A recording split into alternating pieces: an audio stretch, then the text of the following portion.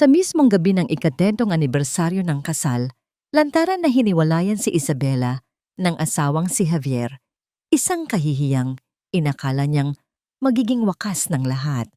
Ngunit sa likod ng katahimikan ni Isabela, unti-unti nang gumagalaw ang isang legal at pinansyal na patibong na magwawasak sa 10 taong plano ng kanyang asawa. Paano kung ang babaeng iniwan mo sa gitna ng selebrasyon ay siya palang magpapaluhod sa iyo sa mismong araw ng bagong kasal mo? Gusto ko nang makipaghiwalay, Bella. Ang 4 na salitang iyon ay tumama sa pandinig ni Isabela na parang isang malakas na kulog sa isang gabing walang kaulap-ulap. Biglang huminto ang mundo. Ang himig ng malambing na musika mula sa speaker, ang amoy ng niluluto niyang paboritong steak ni Javier, ang malamig na pawis na biglang namuo sa kanyang mga palad. Lahat ay tila naglaho. Ang tanging natira ay ang mukha ng kanyang asawa sa kabilang dulo ng kanilang eleganteng hapagkainan. Isang mukha na minahal niya ng sobra sa loob ng 10 taon, ngunit ngayon ay tila pagmamay-ari na ng isang estranghero. Hindi siya kumurap, hindi siya huminga. Isang malalim na hukay ang biglang bumukas sa kanyang dibdib. Nilalamon ang lahat ng saya na naramdaman niya kanina lamang. Kanina lang, ang lahat ay perpekto. Isang oras pa lang ang nakalipas, maingat niyang inaayos ang 2 mamahaling plato sa kanilang lamesa. Ang mga kubyertos na pilak ay kumikinang sa ilalim ng dahan-dahang liwanag ng chandelier. Sa gitna ng lamesa, isang florera ng mga sariwang pulang rosas ang nagbibigay buhay sa silid. Ang paborito niya. Paborito rin daw ni Javier. Ito ang kanilang ika-10 anibersaryo. Isang dekada. Isang dekada ng pagmamahal, pag-aalaga at pagtitiwala. Isinuot niya ang kanyang paboritong silk dress na pula, ang parehong kulay ng mga rosas, at pinusod ang kanyang mahabang buhok.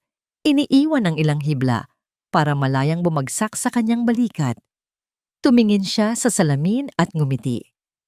Para pa rin siyang ang dalagang inalok ni Javier ng kasal. Sa mismong lugar na ito, 10 taon na ang nakakaraan. Nang marinig niya ang tunog ng sasakyan ni Javier sa garahe, bumilis ang tibok ng kanyang puso na parang sa isang dalagita. Sinalubong niya ito sa pinto. Ang kanyang nangiti ay kasing liwanag ng mga ilaw sa kanilang mansyon sa Forbes Park. "Happy anniversary, mahal!" Bati niya. Handa na sanang yakapin ito ng mahigpit. Ngunit ang yakap na isinukli ni Javier ay malamig, mabilis. Parang isang obligasyon, ang halik na idinampi nito sa kanyang pisngi ay tila yelo. "Naghanda ka pa," sabi lamang nito, walang sigla sa boses. May kakaiba, ngunit ipinagsawalang bahala niya iyon. Baka pagod lang sa trabaho, pangungumbinsi niya sa sarili. Si Javier, bilang CEO ng Roxas Legacy Holdings, ang kumpanyang pag-aari ng pamilya ni Bella, ay laging maraming iniisip. "Siyempre naman, espesyal ang araw na to," sagot niya. Pilit pinapasigla ang kanyang boses. Hinila niya ito papunta sa hapagkainan. "Tingnan mo, niluto ko ang paborito mo. Rib-eye steak, medium rare, at binuksan ko na rin yung paborito mong wine." Ngunit hindi man lang tumingin si Javier sa mga pagkaing pinaghirapan niya. Umupo ito, inayos ang kanyang mamahaling necktie at tumingin sa kanya ng diretso. Ang mga matang dati puno ng pagsinta ay ngayon ay blanko, malamig, walang emosyon, at doon ito binitawan ang mga salitang dumurog sa kanyang pagkatao. "Gusto ko nang makipaghiwalay, Bella." Bumalik si Isabela sa kasalukuyan. Ang steak sa kanyang plato ay lumalamig na. Ang alak sa kanyang kopita ay hindi pa rin nababawasan. Ano?" Iyon lang ang salitang nagawa niyang isatinig. Ang kanyang boses ay tila isang bulong na hirap lumabas. "Javier, hindi magandang biro yan." "Hindi ako nagbibiro," maring sabi nito. Ang bawat salita ay tila isang patalim na tumatarok sa kanyang puso. "Mayroon na akong iba, Bella, at mahal ko siya." "May iba?" Ang mga salitang yon ay umalingaw-ngaw sa kanyang isipan, parang sirang plaka, paulit-ulit. Mas masakit pa sa unang bombang binitawan nito. Ang 10 taon nila, ang mga pangarap, ang mga pangako, lahat ay nawasak sa isang iglap. Sino? Naitanong niya, kahit na alam niyang ang sagot ay lalo lang siyang sasaktan. It doesn't matter who, malamig na sagot ni Javier. Ang mahalaga, tapos na tayo. Ayoko na. Sawang-sawa na ako sa pagpapanggap na ito. Pagpapanggap. Isang malaking pagpapanggap lang pala ang lahat. Naramdaman ni Bella ang panginginig ng kanyang mga kamay. Dahan-dahan niyang inabot ang kanyang kopita ng alak. Kailangan niya ng kahit anong makakapitan. Ngunit sa sobrang panginginig, dumulas ito sa kanyang mga daliri. Crash! Ang tunog ng nabasag na kristal sa marmol na sahig ay nakakabingi sa katahimikan ng silid. Ang pulang alak ay kumalat na parang dugo, isang perpektong simbolo ng kanyang nagdurugong puso. Napatingin si Javier sa nabasag na kopita na may halong pagkainis. Tumayo ito. Wala na tayong dapat pag-usapan pa. Sasabihin ko sa abogado ko na ihanda na ang mga papeles. I expect your full cooperation. Hindi makapaniwalang tumingala si Bella sa kanya. Ang mga luha ay nagbabadyang tumulo mula sa kanyang mga mata. Ngunit habang tinititigan niya ang walang emosyong mukha ng lalaking minsan niyang tinawag na mundo ko, may ibang emosyon na nagsimulang umusbong mula sa kaibuturan ng kanyang pagkawasak. Isang bagay na malamig, isang bagay na matigas, galit. Ang mga luhang handa ng pumatak ay biglang natuyo. Ang panginginig ng kanyang mga labi ay huminto. Ang kanyang mga kamay, kahit nanginginig pa rin, ay ikinuyom niya sa ilalim ng lamesa. Ang titig niya ay nagbago mula sa isang nasasaktang asawa. Ito ay naging titig ng isang reyna na naagawan ng kaharian. Hindi ito napansin ni Javier. Para sa kanya, si Bella ay mahina. Laging umaasa sa kanya. Hindi nito nakita ang apoy na biglang nagliyab sa likod ng mga matang basang-basa. I'll be staying somewhere else starting tonight, sabi ni Javier. Inaayos ang kanyang damit na para bang wala lang nangyari. Good night, Bella. Tumalikod na ito at nagsimulang maglakad palayo, hindi man lang lumingon. Bawat yapak nito sa sahig ay tila isang martilyo na pumupukpok sa huling piraso ng kanyang puso. Naiwan si Bella sa gitna ng perpektong eksena ng isang perpektong kasinungalingan. Ang mamahaling pagkain, ang mga rosas, ang nabasag na kopita. Nang marinig niya ang pagsara ng pinto, dahan-dahan siyang tumayo. Lumakad siya patungo sa isang pader kung saan nakasabit ang kanilang malaking litrato noong araw ng kanilang kasal. Sa litrato, pareho silang masaya, inosente, puno ng pag-asa. Hinaplos niya ang malamig na salamin sa ibabaw ng mukha ni Javier. Isang mapait na ngiti ang sumilay sa kanyang mga labi. Ang sakit ay naroon pa rin, matindi at nakakamanhid. Ngunit ngayon, ay may kasama na itong bagong damdamin. Determinasyon. Akala mo ba ganun lang kadali, Javier? Bulong niya sa katahimikan. Ang boses niya ay hindi na nanginginig. Ito ay kalmado at mapanganib. Magsisimula pa lang ang laro. Iniwan ni Javier Alcaraz ang malamig at madilim na mansyon sa Forbes Park nang walang anumang pagsisisi. Habang pinapatakbo niya ang kanyang mamahaling European car palayo, hindi man lang siya lumingon sa salamin. Para sa kanya, ang bahay na yon ay hindi isang tahanan, kundi isang ginintuang hawla. At si Isabela ang tagabantay nito, isang maganda. Ngunit sa kanyang paningin ay isang mahinang tagabantay. Ang 10 taong pagsasama nila ay isang mahabang pag-arte, isang kinakailangang sakripisyo para sa mas malaking plano. At ngayong gabi, sa wakas, ibinagsak na niya ang huling kurtina. Ang pakiramdam ay hindi kalungkutan, kundi kalayaan. Isang nakakalasing na pakiramdam ng tagumpay. Huminto ang sasakyan niya sa harap ng isang nagtataasang gusali sa puso ng Bonifacio Global City. Ito ang kanyang mundo. Ang mundo ng kapangyarihan, ng ambisyon, ng walang hanggang posibilidad. Dito, hindi siya ang asawa ni Isabela Rojas. Dito siya si Javier Alcaraz, ang CEO, ang hari. Pagbukas ng pinto ng penthouse unit, isang matamis na ngiti at isang mainit na yakap ang sumalubong sa kanya. Si Katrina Morales, nakasuot ng isang manipis na satin robe na kulay itim, ay agad na kumapit sa kanyang batok. Ang pabango nito, isang mamahalin at mapangakit na amoy, ay kabaligtaran ng klasikong pabango ni Bella. "I was waiting for you, mahal." Malambing na bulong ni Katrina, ang kanyang mga labi ay halos dumampi sa labi ni Javier. "How did it go?" Isang mapagmataas na ngangiti ang sumilay sa labi ni Javier. Hinawakan niya ang baywang ni Katrina at marahang itinulak papasok sa unit.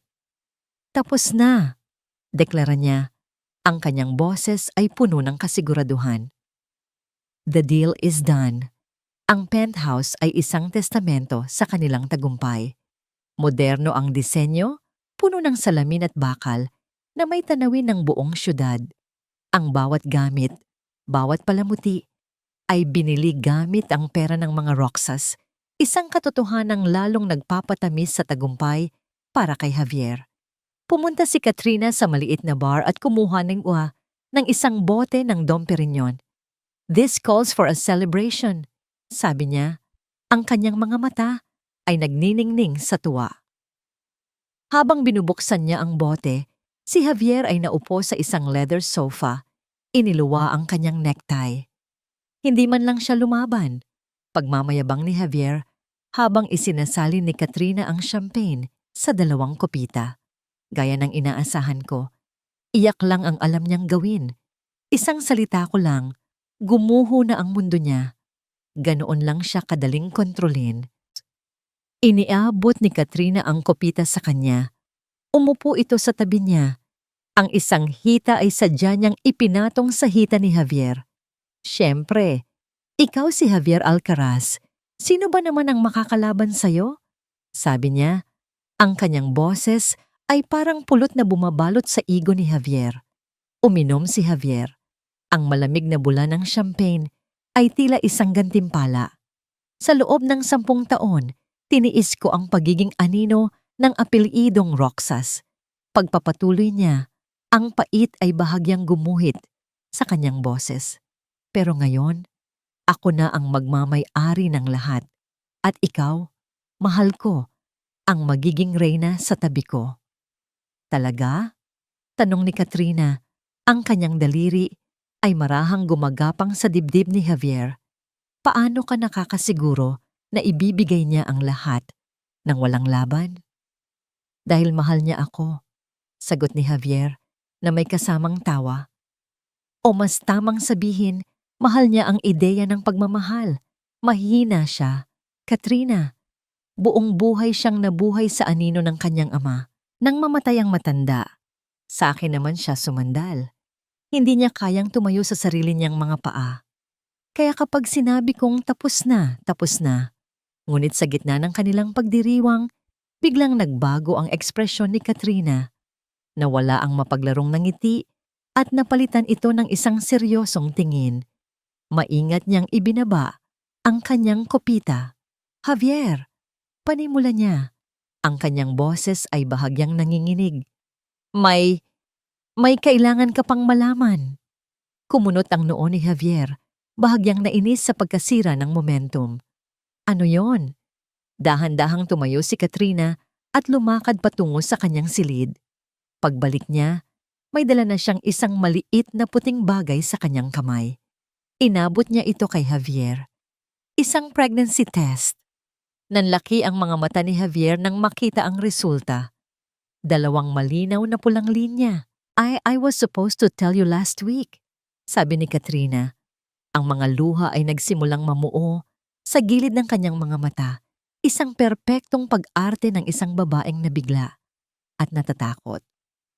"Pero natakot ako Ayokong dagdagan ng mga iniisip mo tungkol kay Bella. Hindi ko alam kung ano ang gagawin ko. Napatitig si Javier sa maliit na puting bagay na yon. Ang kanyang isipan, na kanina lang ay puno ng pagmamayabang, ay biglang naging blangko. Isang anak. Hindi niya ito inaasahan. Hindi ito kasama sa orihinal na plano. Sa isang iglap, ang lahat ng posibleng komplikasyon ay pumasok sa kanyang isip. Ngunit kasunod ng pagkabigla ay isang mas malakas na realisasyon. Ito ay hindi isang komplikasyon. Ito ay isang biyaya. Ito ang alas na hawak niya. Ang huling piraso ng puzzle na hindi niya alam na kailangan pala niya. Isang tagapagmana, isang alcaraz na magmamay-ari ng lahat ng yaman at kapangyarihan ng mga Roxas. Ito ang pinakamatamis na paghihiganti. Dahan-dahan, isang ngiti ang sumilay sa kanyang mga labi. Hindi ito isang nangiti ng isang masayang ama sa hinaharap. Ito ay isang ngiti ng isang manlalaro ng chess na nakakita ng isang brilliant move para ma-checkmate ang kalaban. Bakit ka matatakot? Tanong niya. Ang kanyang boses ay biglang naging malambing at puno ng kasiguraduhan. Hinawakan niya ang mukha ni Katrina. Pinunasan ng kanyang hinlalaki ang mga luhang nagbabadyang tumulo. This is perfect. Hinila niya si Katrina sa isang mahigpit na yakap, isang yakap na posesibo at puno ng tagumpay. Ito ang pinakamagandang balita na natanggap ko. Isang anak, anak natin. Isinubsob ni Katrina ang kanyang mukha sa dibdib ni Javier, nagpapakawala ng isang panginginig na buntong hininga ng kunwaring kaginhawaan. Akala ko magagalit ka. Naiisipin mong sinadya ko to para... Pagpapatigil ni Javier sa kanya. Huwag mo nang isipin yan. Magagalit? Katrina, ito ang magpapatibay sa lahat. Ngayon, mas lalo kong dapat bilisan ang lahat. Humiwalay siya sa yakap at hinawakan ang magkabilang balikat nito. Tinititigan ito ng diretso sa mata. Ang kanyang mga mata ay nag-aalab sa bagong determinasyon. You deserve more than this penthouse. You deserve to be Mrs. Alcaraz in a grand style, deklara niya. Bibigyan kita ng kasal na pag-uusapan ng buong bansa. Isang kasal na magiging simbolo ng ating bagong simula. Hinila niya si Katrina patungo sa malaking bintanang salamin na sumasakop sa isang buong pader ng penthouse. Sa ibaba, ang mga ilaw ng Metro Manila ay kumikinang na parang isang karagatan ng mga hiyas. Ito ang kaharian na malapit. Nang mapasa kamay niya, niyakap niya si Katrina mula sa likod. Ang isang kamay niya ay marahang ipinatong sa tiyan nito na wala pang anumang umbok. Ang kilos ay tila magiliw, ngunit ang pakiramdam ay pag-aari. Lahat ng nakikita mo, bulong niya sa tainga ni Katrina. Ang kanyang hininga ay mainit at puno ng ambisyon. Lahat ng yan ay magiging atin, para sa'yo, at para sa magiging anak natin. Tumingala si Katrina sa kanya. Ang kanyang mukha ay puno ng paghanga at pagsamba. Nakuha na niya ang gusto niya. Ang lalaki, ang yaman, ang posisyon. Ngunit si Javier ay hindi sa kanya nakatingin. Ang kanyang paningin ay nasa malayo, sa mga gusali ng Roxas Legacy Holdings na matatanaw mula roon. Ang kanyang ngiti ay lumawak, isang malamig at mapanuyang panuyang ngiti. Ang buong Maynila, sabi niya, halos sa kanyang sarili lamang, ang kanyang boses ay isang mapanganib na bulong. Magiging saksi sa pagbagsak ng mga Roxas at sa pag-angat ng mga Alcaraz ko. Kinabukasan, walang bakas ng luha sa mga mata ni Isabela Roxas de la Torre. Ang pulang silk dress ay napalitan ng isang matalas na corporate blazer na kulay navy blue. Ang kanyang buhok ay nakatali sa isang masinop at eleganteng bun. Kung may makakakita sa kanya ngayon, iisipin nilang papasok siya sa isang mahalagang board meeting, hindi sa isang pag-uusap na babago sa buong takbo ng kanyang buhay. Ang opisina ni Attorney Lorna Santos ay nasa ika-40 palapag ng isang gusali sa Makati, isang silid na nababalot sa mga aklat ng batas at amoy ng mamahaling kape. Si Lorna, isang babaeng nasa kalagitnaan ng kanyang edad na may matalas na isip at mas matalas pang mga mata, ay hindi lang abogado ni Bella. Siya ang kanyang matalik na kaibigan, ang kapatid na hindi niya kailanman nagkaroon. Nang pumasok si Bella, ang unang reaksyon ni Lorna ay puno ng pag-aalala. Tumayo ito mula sa kanyang malaking mahogany desk at sinalubong si Bella ng isang yakap. "Bella, I'm so sorry," mahinang sabi ni Lorna. Ang kanyang boses ay puno ng simpatiya. "Tumawag si Javier kaninang umaga. Sinabi niya sa akin, I was about to call you. Kumusta ka? Anong nangyari?" Inaasahan ni Lorna ang mga luha, ang mga hikbi, ang galit na sigaw. Ngunit nang humiwalay si Bella sa yakap, ang nakita niya ay isang pares ng mga matang kalmado, malamig, at puno ng isang determinasyon na hindi pa niya nakikita sa kaibigan niya kailanman. "I'm fine, Lorna, or I will be," sagot ni Bella.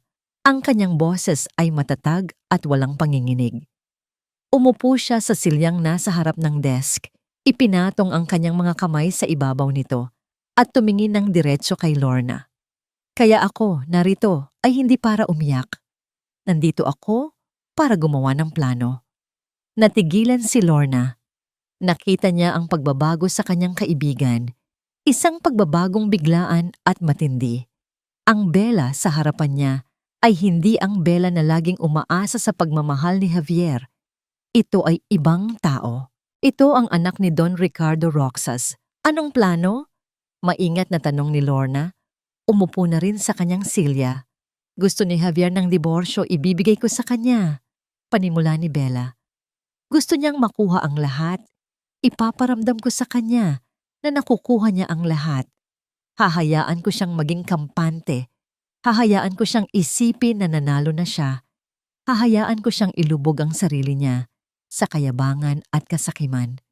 At kapag nasa pinakatuktok na siya ng kanyang tagumpay, doon ko siya babawiin." Napanganga si Lorna. Ang sinasabi ni Bella ay hindi lang plano ng isang nasaktang asawa. Ito ay isang estratehiyang pangnegosyo, isang corporate takeover, ngunit ang target ay ang buhay ng isang tao. "Bella, aalam mo ba ang sinasabi mo?" Nag-aalangang tanong ni Lorna. "Ang prenuptial agreement ninyo." "I know," putol ni Bella. "The prenup protects my personal inheritance. Pero ang kapangyarihan niya bilang CEO, ang access niya sa corporate funds, ang mga shares na ipinangalan ko sa kanya bilang regalo, lahat yan ay nasa kontrol niya. At iyon ang gagamitin niya para wasakin ang legacy ni Papa." Tumayo si Bella at lumakad patungo sa bintana. Tinanaw ang mga gusali sa paligid. "Alam mo, Lorna, ang pinakamalaking pagkakamali ni Javier ay ang isipin na mahina ako, na ako ay isang pambadi, ay isang palamuti lamang sa tabi niya.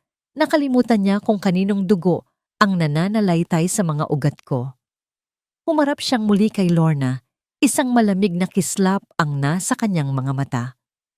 "Gusto kong ihanda mo ang lahat ng papeles, ang divorce settlement. Gawin mong mabilis, gawin mong pabor sa kanya. Huwag kang maglalagay ng anumang kondisyon na pag-iisipan niya." "Pero Bella." "May pero ako, Lorna," sabi ni Bella. Lumapit muli sa desk. "Naalala mo ba yung dokumentong ipinagawa ni Papa bago siya mamatay? Yung para sa akin lang?" Biglang nanlaki ang mga mata ni Lorna sa pagkaalala. Ang revocable trust?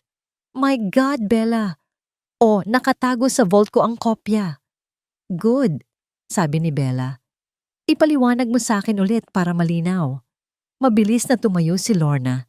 Binuksan ang isang vault na nakatago sa likod ng isang painting at kinuha ang isang makapal na folder.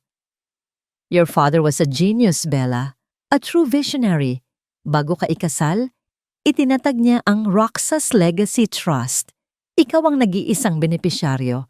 Lahat ng voting shares mo Ang kontrol mo sa board, ang mga pangunahing asset ng kumpanya. Technical na hindi mo pag-aari. Ang trust ang may-ari. At ikaw ang may control sa trust. Ibinuklat ni Lorna ang dokumento. At ang pinakamahalagang bahagi, ang lahat ng kapangyarihang ipinagkatiwala mo kay Javier, ang kanyang posisyon bilang CEO, ang kanyang corporate assets, ang kanyang signing authority, ay hindi direktang galing sa'yo. Ang mga ito ay ipinahiram lamang sa kanya ng trust sa pamamagitan mo. It's a revocable authority. Maari mong bawiin anumang oras. Isang dahan-dahang ngiti ang gumuhit sa mga labi ni Bella at hindi alam ni Javier ang tungkol dito. Hindi. Ang alam niya lang ay ang tungkol sa shares na iniregalo mo sa kakanya. Pero ang tunay na kapangyarihan ay nasa trust. Kumpirma ni Lorna. Perfect, sabi ni Bella. Kung gayon, isama mo ang isang maliit na clause sa divorce settlement. Isang bagay na hindi niya papansinin. Isang bagay na mukhang standard legal jargon. Kumuha si Lorna ng panulat. Anong clause? Nasa oras na maging pinal at opisyal ang desisyon ng korte sa aming diborsyo. Lahat ng kasunduan, pribilehiyo at autoridad na ipinagkaloob sa pagitan ng dalawang panig sa panahon ng kanilang pagsasama ay automatikong magiging null and void. Ngumiti si Lorna. Ngayon ay naiintindihan na niya ang lahat. A brilliant, deadly clause. Sa sandaling opisyal na kayong hiwalay, sa mismong segundong yun, mawawala ang lahat ng kapangyarihan niya. Magiging isa na lang siyang ordinaryong empleyado na may utang na milyon-milyon sa kumpanya. Inilapag ni Lorna ang mga inihandang papeles para sa divorce sa harap ni Bella. Ang mga salitang petition for dissolution of marriage ay tila nang uuyam sa kanya. Para sa ibang babae, ito ang katapusan. Para sa kanya, ito ang simula. Kinuha ni Bella ang mamahaling pluma mula sa lalagyan nito sa desk ni Lorna. Ang bigat nito sa kanyang kamay ay tila nagbibigay sa kanya ng lakas. Bago siya pumirma, marahang hinaplos ng kanyang daliri ang maliit na talata sa dulo ng dokumento, ang talatang magiging mitya ng pagbagsak ni Javier. Hindi siya nag-alinlangan. Ang kanyang pirma ay matatag, malinis, walang bakas ng panginginig. Nang matapos siya, ibinigay niya ang pluma kay Lorna. Tumingin siya sa kanyang kaibigan. Ang kanyang muka ay seryoso, ngunit may bagong liwanag ng pag-asa. Ihanda mo na ang lahat. Utos niya. Ang kanyang boses ay puno ng awtoridad na matagal nang natutulog. Simulan na natin ang pagbawi sa kung ano ang sa akin. Para kay Javier Alcaraz, ang mundo ay isang buffet at sa wakas, hawak na niya ang pinakamalaking plato. Sa pagpirma ni Isabela sa mga papeles ng diborsyo ng walang anumang pagtutol, para sa kanya, tapos na ang laro. Panalo na siya. Ang natitira na lang ay ang koronasyon at ang koronasyon ay magsisimula sa pagbuo ng kanyang bagong palasyo. No, Miss Monique, not Ecuadorian roses. Masyadong pangkaraniwan, sabi ni Javier. Iwinawagayway ang kanyang kamay na tila ba nagtataboy ng isang langaw. I want Dutch tulips, yung pinakamahihirap hanapin na kulay. Black if possible, at gusto kong lumutang ang mga ito mula sa kisame ng Grand Ballroom. Nasa loob sila ng isang private meeting room sa The Peninsula, Manila. Katabi niya si Katrina na nakasuot ng isang damit na nagkakahalaga ng sahod ng isang manager sa isang buwan. Sa harap nila ay si Miss Monique, ang pinakasikat na wedding planner sa buong Pilipinas, na ngayon ay bahagyang natitigilan sa mga kahilingan ni Javier. Mr. Alcaraz, that would be extraordinarily expensive. Maingat na sabi ni Miss Monique, tinitingnan ang kanyang tablet. Ang logistics pa lang para doon. Did I ask about the price? Putol ni Javier. Ang kanyang boses ay malamig, ngunit may tonong mapaglaro. Tumingin siya kay Katrina at ngumiti. The sky's the limit, mahal. Anything you want. Si Katrina, na kanina patahimik na humihigop ng champagne, ay ngumiti ng matamis. Gusto ko rin ng isang buong orchestra, hindi lang string quartet. At ang bawat bisita, dapat may personal na bote ng champagne bilang wedding favor, yung vintage. Noted, sabi ni Javier, tumango kay Miss Monique na para bang nag-uutos sa isang utusan. At ang chef, gusto kong si Chef Antoine Dubois mismo ang magluto. Paliparin niyo siya mula sa Paris. Napalunok si Miss Monique, si Chef Dubois. He has a 3-star Michelin restaurant. Ang kanyang bayad. I said, price is not an object. Mariing ulit ni Javier, ang ngiti sa kanyang labi ay nawala na. Roxas Legacy Holdings will be handling the bill. I-direct nyo na lang ang lahat ng kontrata sa opisina ko. Ako ang pipirma. Sa mga salitang yon, napanatag si Miss Monique. Ang Roxas Legacy Holdings ay isang institusyon. Ang kanilang credit line ay halos walang hangganan. Tumango na lamang siya at sinimulang isulat ang lahat ng mga kahilingan, gaano man ito kabaliw. Habang abala si Katrina sa pagpili ng mga kulay para sa mantel, kinuha ni Javier ang mga paunang kontrata na inihanda ng hotel, ang rental fee para sa grand ballroom, ang down payment para sa catering, mga numerong may 6 hanggang 7 zero. Walang pag-aalinlangan. Kinuha niya ang kanyang pluma, isang Mont Blanc na regalo niya sa kanyang sarili, at pinirmahan ang bawat pahina. Sa ilalim ng kanyang pangalan, isinulat niya, CEO, Roxas Legacy Holdings. Ang bawat pirma ay tila isang pagangkin sa kapangyarihang matagal na niyang inaasam. Kinahapunan, sa kanyang opisina, sa Roxas Legacy Holdings, ipinagpatuloy ni Javier ang kanyang pag-aayos ng kaharian. Ang kanyang unang ginawa ay ipatawag si G. De Leon, ang Chief Financial Officer ng kumpanya sa loob ng 30 taon at ang pinagkakatiwalaang tao ng ama ni Bella. Pumasok si G. De Leon, isang matandang lalaki na may buhok na halos puti na. Bit-bit ang isang folder. Sir Javier, pinatawag niyo raw po ako? Yes, Manuel. Have a seat, sabi ni Javier. Hindi man lang inaalis ang tingin sa kanyang computer. I'm letting you go. Consider this your last day. Natigilan si G. De Leon. Pipo? Sir? May nagawa po ba akong mali? Sa wakas ay tumingala si Javier, isang malamig na ngiti sa kanyang mga labi. Wala naman. It's just that this company needs new blood, a new vision. At sa tingin ko, hindi ka nakasama sa bisyong yon. You're too traditional. Masyado kang tapat sa luma. Ang hindi niya sinabi ay, masyado kang tapat sa mga Roxas. Pero sir, ang buong buhay ko. The company will give you a generous severance package. Now, if you'll excuse me, I have a new CFO to welcome. Sabi ni Javier, at sa isang pindot sa intercom, pumasok ang isang lalaking mas bata at kilalang alipores ni Javier. Walang nagawa si G. De Leon kundi tumayo at lumabas ng opisina. Ang kanyang mga balikat ay nakakrus. Dala ang kahihiyan ng pagkatanggal sa trabahong inilaan niya ang kanyang buong buhay. Hindi pa doon natapos si Javier. Sunod-sunod niyang tinanggal ang mga department head na alam niyang tapat kay Isabela. At sa alaala ng ama nito, pinalitan niya sila ng mga taong kaya niyang kontrolin, mga taong ang katapatan ay nasa pera at kapangyarihan na inaalok niya. Sa loob lamang ng isang hapon, sinimulan niyang lansagin ang pundasyong itinayo ng mga Roxas sa loob ng 50 taon.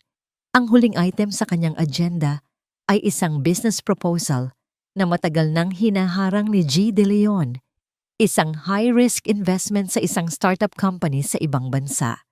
Milyon-milyong dolyar ang nakataya.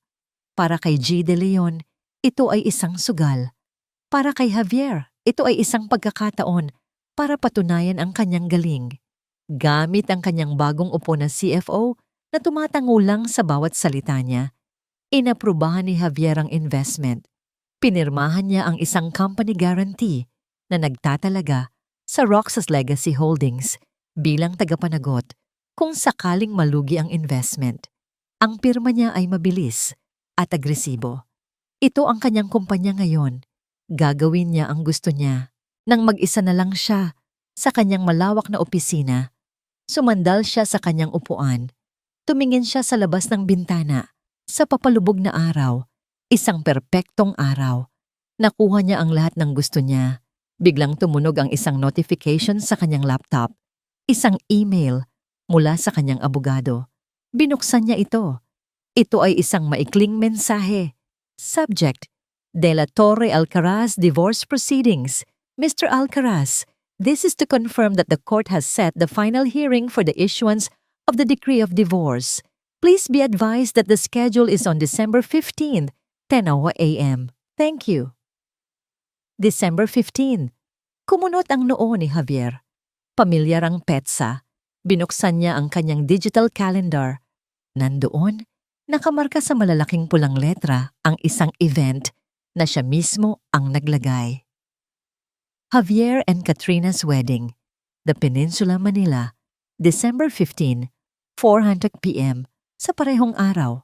Sa halip na makaramdam ng kahit anong pag-aalala o pagdududa, isang malakas na halakhak ang kumawala mula sa lalamunan ni Javier. Sumasakit ang kanyang tiyan sa kakatawa. It's a sign. Isang senyales mula sa tadhana. Sa umaga, opisyal na siyang magiging malaya. Sa hapon, opisyal na siyang magiging hari. Kasama ang kanyang reyna at ang kanilang tagapagmana. Ang araw ng kanyang paglaya ay siya ring araw ng kanyang koronasyon. Perfect! Bulong niya sa kanyang sarili habang nakatingin sa screen. Ang tawa niya ay humina at naging isang mapagmataas na ngiti. Pati ang tadhana, nasa panig ko. Ang mansyon sa Forbes Park ay naging isang malaking museo ng mga alaala. Mga alaalang ngayon ay alam na ni Isabela na pawang kasinungalingan. Sa mga sumunod na araw, ipinaalam niya sa mga kasambahay na sisimulan na niyang ayusin ang kanyang mga gamit para sa pag-alis. Ang nakikita nila ay isang ginang na tahimik na nag-iimpake ng kanyang buhay. Ang kanyang mukha ay kalmado, ngunit may bahid ng kalungkutan. Ngunit ang hindi nila alam, bawat pagbukas niya ng cabinet, bawat pag-aangat ng kahon, ay hindi para mag-impake. Ito ay para maghanap. Hindi matanggal sa isip ni Bella ang tanong, bakit?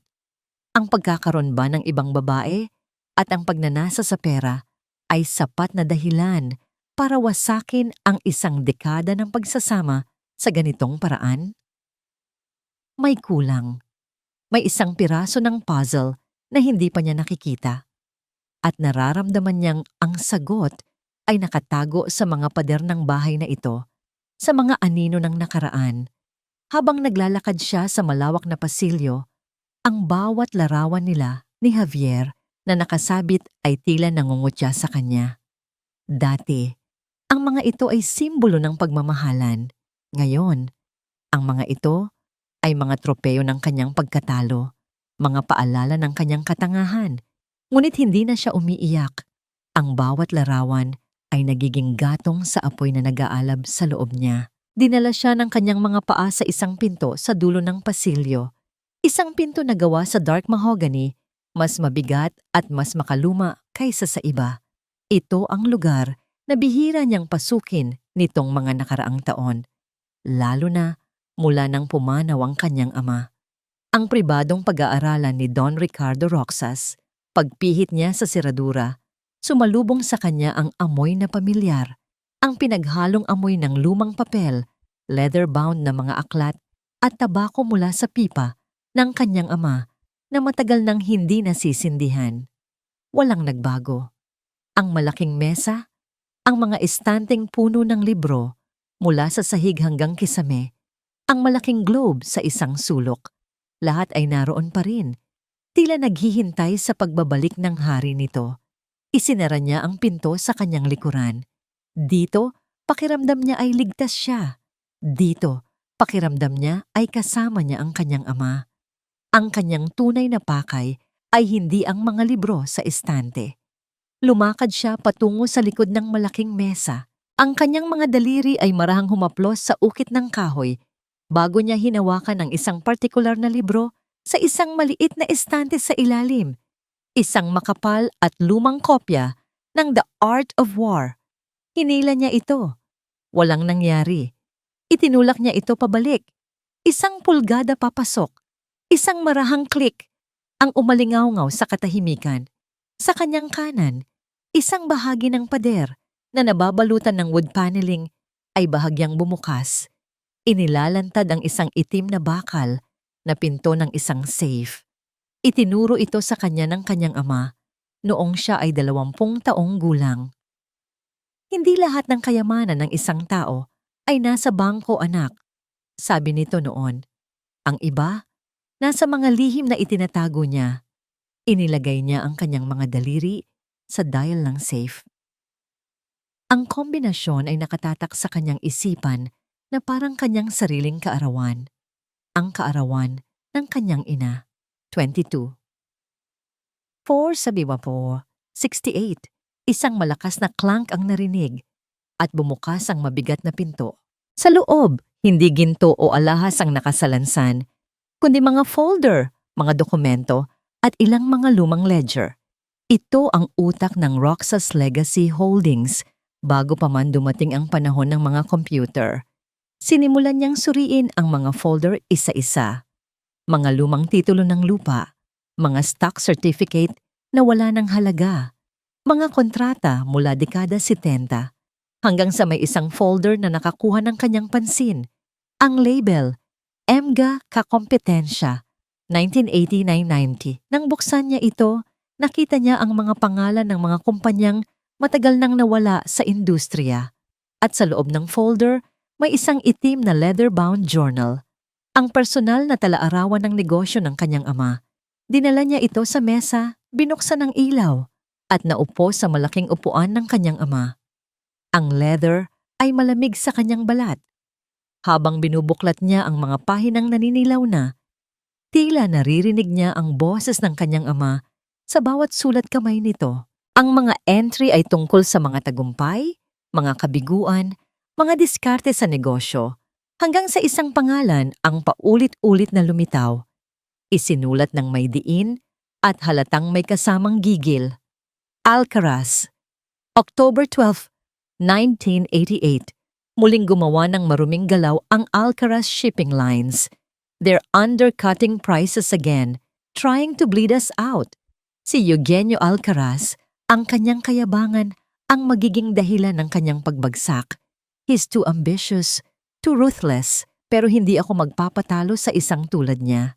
November 5, 1989, I've cornered him. The deal with the Japanese investors went to us. Alcaraz is bleeding money. Isang maling galaw pa niya at tapos na ang laro. Bumilis ang tibok ng puso ni Bella. Alcaraz, hindi ito maaaring maging isang pagkakataon lamang. Nagpatuloy siya sa pagbabasa. Ang mga pahina ay naglalarawan ng isang matinding labanan sa negosyo na tumagal ng halos 3 taon na nagtapos sa tuluyang pagkalugi at pagbagsak ng Alcaraz Shipping Lines. Ang huling entry tungkol sa kanila ay may petsang March 20, 1990. Finally, it's over. The courts have seized the remaining assets of Alcaraz Shipping Lines. Eugenio is broken. Nakakaawa, pero ito ang mundo ng negosyo. Sana lang ay hindi mamana ng kanyang anak ang galit at kayabangan niya. Isang malamig na kaba ang gumapang sa buong katawan ni Bella. Sana hindi mamana ng kanyang anak.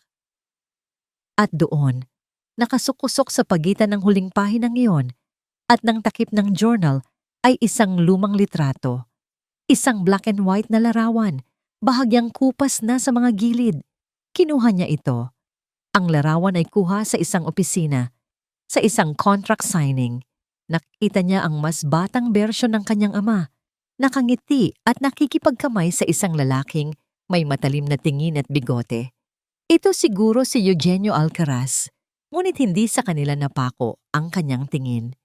Napunta ito sa likuran ni Eugenio Alcaraz. Nakatayo doon ang isang batang lalaki. Marahil mga 12 taong gulang, nakasuot ng formal na damit.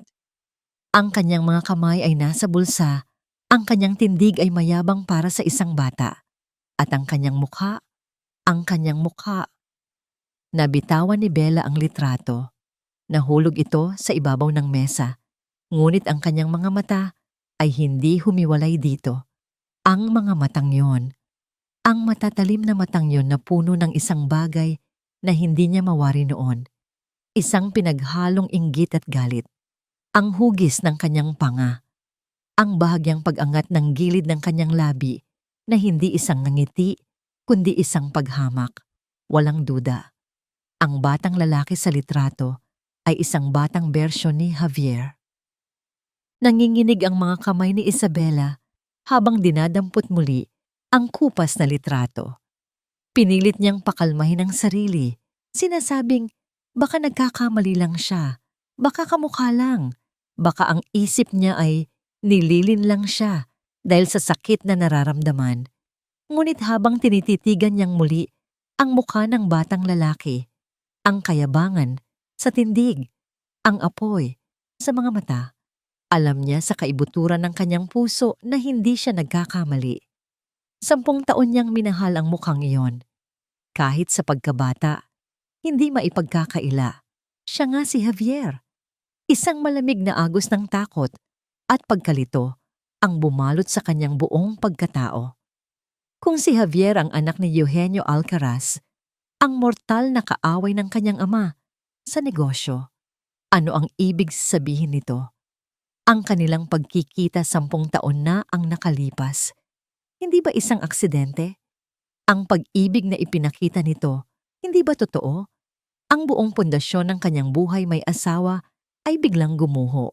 Ang mga tanong ay bumuhos sa kanyang isipan na parang isang malakas na agos at bawat isa ay mas nakakatakot kaysa sa nauna. Kinuha niya ang kanyang telepono, ang kanyang mga daliri ay nanginginig habang hinahanap ang numero ni Lorna. Lorna, sabi niya pagkasagot ng tawag. Ang kanyang boses ay isang pilit na bulong. Pumunta ka rito, sa mansyon, ngayon na. May kailangan kang makita. Hindi na niya hinintay ang sagot. Ibinaba niya ang tawag. Wala pang 1 oras, dumating si Lorna, ang mukha ay puno ng pag-aalala. Nadatnan niya si Bella sa loob ng pag-aaralan ng ama nito, nakaupo sa dilim, nakatingin sa kawalan.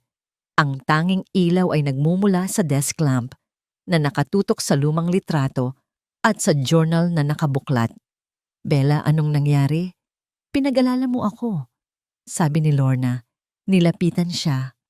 Hindi sumagot si Bella. Itinuro lang niya ang litrato sa ibabaw ng mesa. Kinuha ito ni Lorna. Tiningnan niya ito. Pagkatapos ay tumingin kay Bella. Naguguluhan. Sino sila? Basahin mo ang huling entry sa journal ni Papa. Utos ni Bella, ang kanyang boses ay walang emosyon. Binasa ni Lorna ang mga huling salita ni Don Ricardo tungkol sa mga Alcaraz. Sana lang ay hindi mamana ng kanyang anak ang galit at kayabangan niya. Ibinalik ni Lorna ang tingin sa litrato sa batang lalaki na nakatayo sa likod. Biglang nanlaki ang kanyang mga mata sa pagkakilala. Diyos ko, bulong ni Lorna. Hoy, hindi maaaring. Kailangan nating malaman ang lahat, Lorna, sabi ni Bella. Sa wakas ay tumayo. Ang kanyang katawan ay tila gumagalaw na parang robot. I need you to dig. Gamitin mo lahat ng koneksyon mo.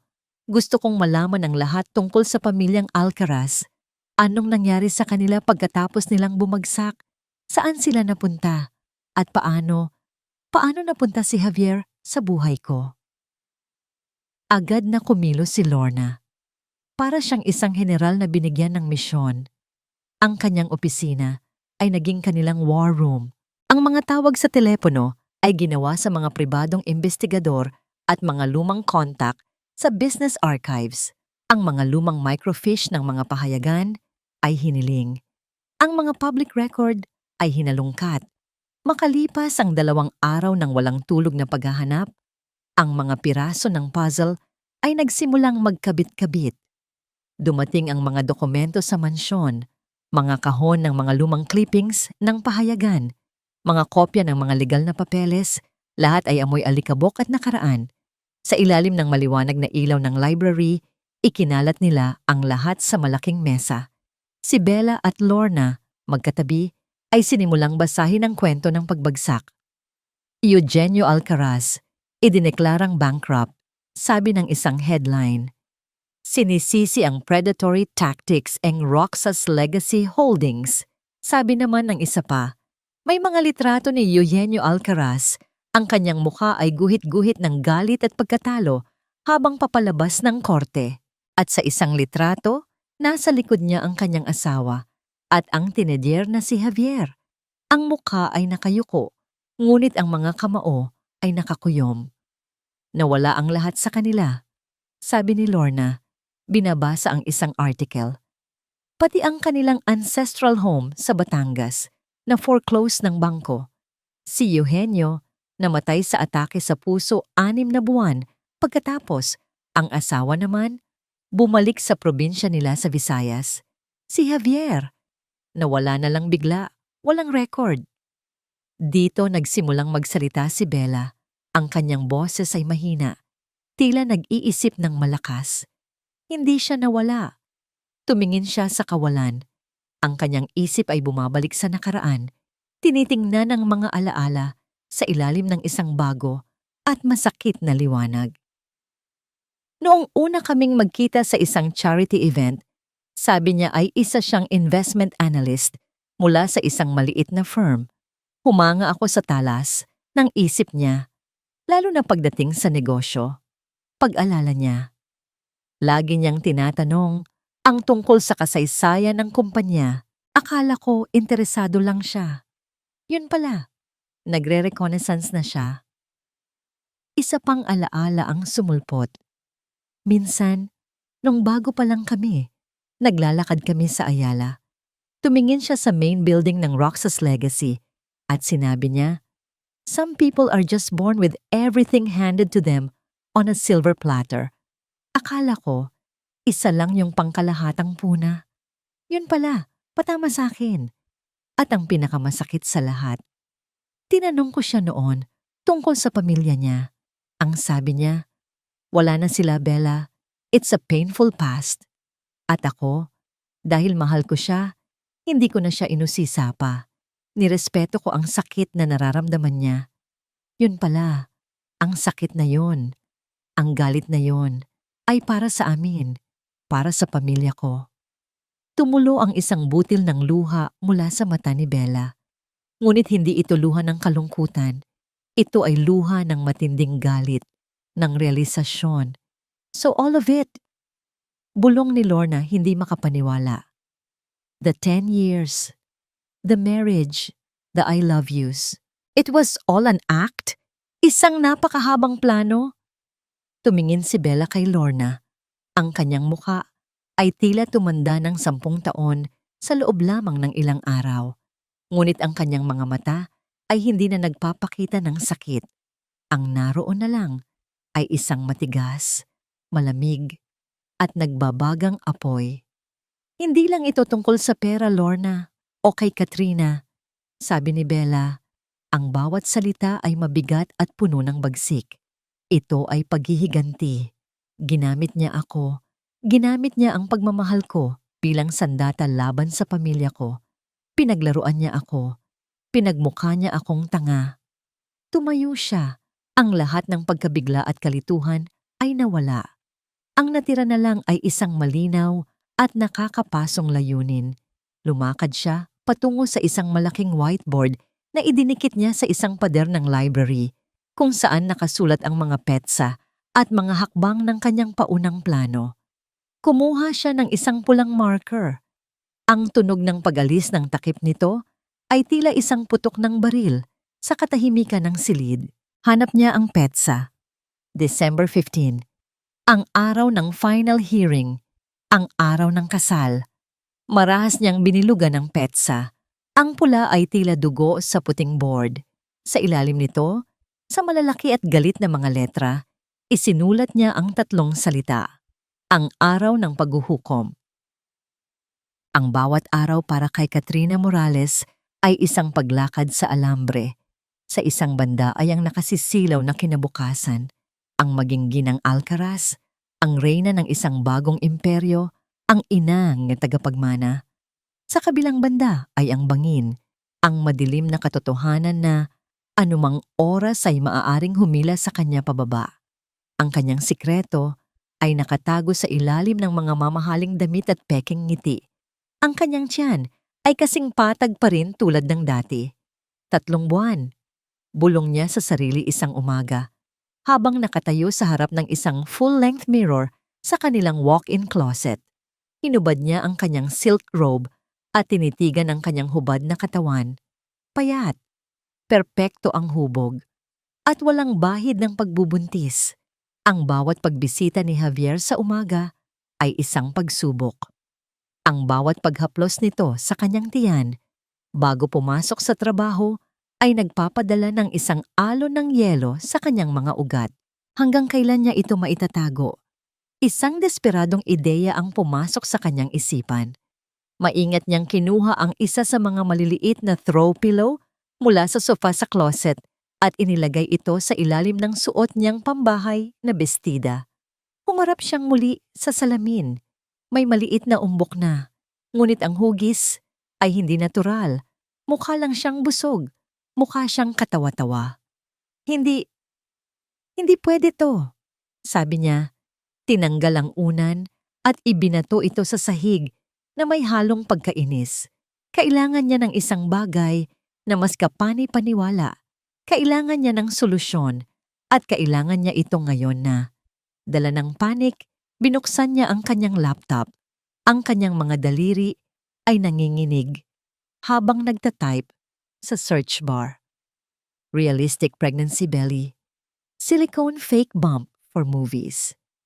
Hyper-realistic prosthetic pregnancy tummy. Dinala siya ng kanyang paghahanap sa isang website na nakabase sa ibang bansa. Maternal Illusions. Ang mga produkto nila ay ginagamit para sa mga pelikula at stage plays. Gawa sa medical-grade silicone, idinisenyo para gayahin ang itsura at pakiramdam ng isang tunay na tiyan ng buntis. Perpekto. Ngunit ang presyo ay nakakalula. Ang isang set na may iba't ibang laki para sa bawat trimester ay nagkakahalaga ng libu-libong dolyar.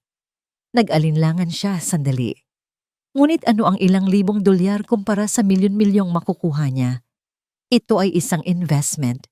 Mabilis niyang pinili ang second trimester starter kit for 6 months. Idinagdag sa kanyang cart at nag-checkout. Ginamit niya ang isang credit card na si Javier mismo ang nagbigay sa kanya. Nang dumating siya sa shipping address, natigilan siya. Hindi niya ito maaaring ipa-deliver sa penthouse. Laging naroon si Javier. Baka ito pa ang magbukas ng package. Kailangan niya ng isang address na ligtas, isang lugar na hindi paghihinalaan. Sa gitna ng kanyang pagmamadali at kaba, ang kanyang mga daliri ay automatikong nag-type ng isang address na pamilyar sa kanya. Isang address na madalas niyang nakikita sa mga dokumento ni Javier noon. Isang autofill suggestion ang lumabas at sa kanyang pagkataranta, pinindot niya ito nang hindi nag-iisip. Click! Your order has been confirmed. Isang email ang pumasok sa kanyang inbox. Binuksan niya ito at mabilis na binasa. Thank you for your purchase from Maternal Illusions. Estimated delivery, 5-7 business days. Nakaramdam siya ng bahagyang kaginhawaan. Mayroon na siyang solusyon. Kailangan na lang niyang maghintay. Kinagabihan, ang kanyang pagkabalisa ay muling bumalik. Dumating si Javier mula sa opisina. Ang mukha ay masayang-masaya at puno ng kayabangan. Mahal, you won't believe the day I had, sabi nito. Hinalikan siya sa labi. I finally got rid of the old wood in the office. De Leon is out. The company is finally ours. That's great, mahal, sabi ni Katrina. Pilit nang ngumingiti. And I was thinking, pagpapatuloy ni Javier habang nagbubuhos ng 2 baso ng whiskey. Ang kasal natin, it's grand, yes. But it's not enough. Gusto ko, bago ang kasal, magkaroon tayo ng prenuptial yacht party. Iimbitahin natin ang lahat ng bigatin sa business world. We'll sail to Palawan. I want everyone to see the new king and queen. Naramdaman ni Katrina ang pag-akyat ng asido sa kanyang lalamunan. Isa na namang gastos, isa na namang malaking palabas. Javier, hindi ba? Hindi ba masyado nang magastos ang lahat? Baka dapat magdahan-dahan muna tayo. Ang ngiti ni Javier ay biglang nawala. Tumingin ito sa kanya, ang mga mata ay nanliliit.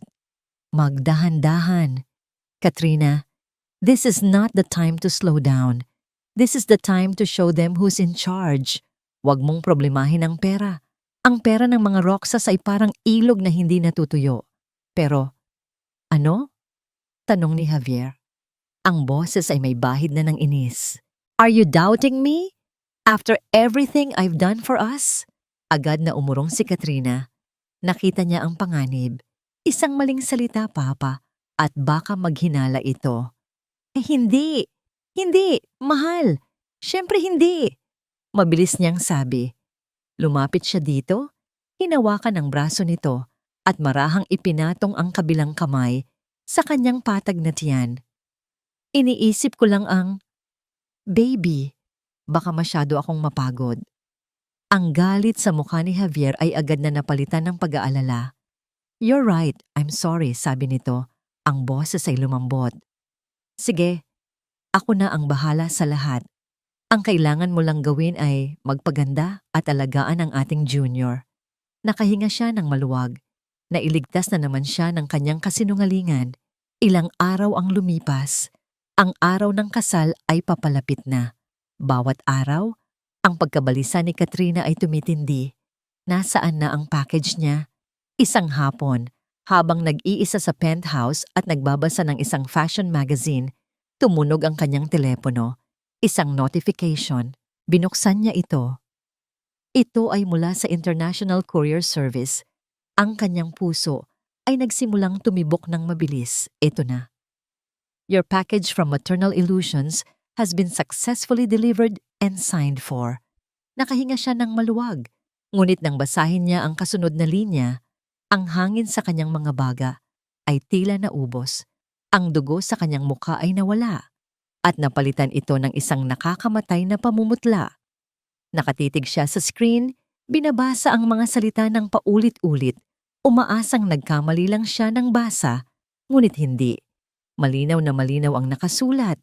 Delivery address, 22 Acacia Avenue, Forbes Park, Makati City.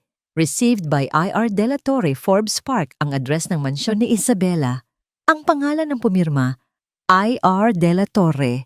Isabela Roxas De La Torre. Ang credit card na ginamit niya. Ang autofill address sa kanyang laptop. Sa kanyang pagkataranta, sa kanyang pagmamadali, hindi niya napansin. Ipinadala niya ang pinaka-inkriminasyon na ebidensya laban sa kanya. Direkta sa kamay ng kanyang kaaway. Nabitawan ni Katrina ang kanyang telepono. Bumagsak ito sa makapal na karpet ng walang tunog, ngunit sa kanyang pandinig, ang katahimikan ay nakakabingi. Para siyang binuhusan ng isang baldeng nagyeyelong tubig. Nagsimulang manginig ang kanyang buong katawan. Hindi pwede. Sinubukan niyang kumbinsihin ang sarili. Baka hindi niya binuksan, baka itinapon lang, baka akala niya maling delivery lang. Ngunit sa kaibuturan niya, alam niya ang katotohanan. Ang isang babaeng tulad ni Isabela na inagawan ng asawa at ng buhay ay hindi magpapalampas ng isang kahina-hinalang package na para sa kalaguyo ng asawa niya. Alam na niya. Alam na ni Isabela ang kanyang pinakatatagong lihim. Biglang naging napakaliit ng maluwag na penthouse. Ang mga pader ay tila papalapit sa kanya. Ang mga bintanang salamin na dati simbolo ng tagumpay ay ngayon ay tila mga mata ng buong syudad. Nakatingin, nang huhusga. Ang alambreng kanyang nilalakaran ay biglang naputol. At siya ay nahuhulog, mabilis, walang makapitan, pabulusok sa bangin na matagal na niyang kinatatakutan. Ma'am Bella, may delivery po para kay Ma'am Katrina Morales. Ang boses ni Mang Celso, ang kanilang matagal nang magalang na mayordomo, ay nag-aalangan. Nakatayo siya sa may pintuan ng library, hawak ang isang medium-sized na brown na kahon na may mga international shipping label. Tumingala si Isabela mula sa mga dokumentong kanyang sinusuri sa malaking mesa. Nasa kalagitnaan sila ni Lorna ng pag-aaral sa mga financial statement ng kumpanya. Tinutukoy ang bawat transaksyon na ginawa ni Javier sa nakalipas na 6 na buwan. Kumunot ang noo ni Bella. Para kanino? Mang Celso? Kay Ma'am Katrina Morales po. Dito po dinala sa address natin. Ulit ni Mang Celso, halatang nalilito rin. Nagkatinginan si Bella at Lorna. Ang katahimikan sa silid ay biglang naging mabigat. Isang package para sa kabit ni Javier, ipinadala sa bahay ng asawa. Anong klaseng insulto ito? O baka isang pagkakamali? Sino po ang pumirma? Tanong ni Lorna. Si Ma'am Bella po ang nakapangalan na attention to. Pero since wala po kayo sa may pinto, ako na po ang pumirma. Sagot ni Mang Celso. Sige Mang Celso, akin na. Ako na ang bahala. Sabi ni Bella. Ang kanyang boses ay kalmado. Kinuha niya ang kahon. Magaan ito para sa laki nito. Nang makaalis na ang mayordomo, maingat na inilapag ni Bella ang kahon sa mesa. Tinitigan niya ang pangalan ng nagpadala. Maternal Illusions. Sa ilalim nito, isang maliit na description. Theatrical and Novelty Supplies. Maternal Illusions? Nagtatakang tanong ni Lorna. Ano ang ibig sabihin niyan? Neon, anong aartehin ng babaeng yan? Isang hinala, isang maliit, at halos hindi ka pani-paniwalang ideya ang nagsimulang mabuo sa isip ni Bella. Ang pagbubuntis, ito ang nag-iisang alas ni Katrina laban sa kanya. Ito ang dahilan kung bakit nagmamadali si Javier. Paano kung... Bigyan mo ako ng letter opener, utos ni Bella. Ang kanyang mga mata ay hindi humihiwalay sa kahon. Maingat niyang sinira ang packaging tape. Ang bawat hiwa ay tila nagpapabagal sa oras. Sa loob, nakabalot sa puting tissue paper ay isang bagay na kulay balat. Malambot. Hinila niya ito palabas. Nang mailatag na ito, nang buo sa ibabaw ng mesa, pareho silang napasinghap ni Lorna. Hindi ito damit, hindi ito alahas. Ito ay isang tiyan, isang pekeng tiyan ng buntis, gawa sa malambot na silikon, kumpleto sa hugis ng isang pusod. Ang pagkakagawa nito ay napakarealistiko, halos nakakadiri.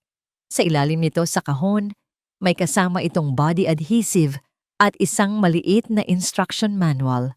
Diyos ko! Bulong ni Lorna, napatakip sa kanyang bibig. Hindi siya buntis. Si Bella ay hindi nagsalita. Nakatitig lang siya sa bagay na yon. Ang kanyang isipan ay mabilis na nagpoproseso.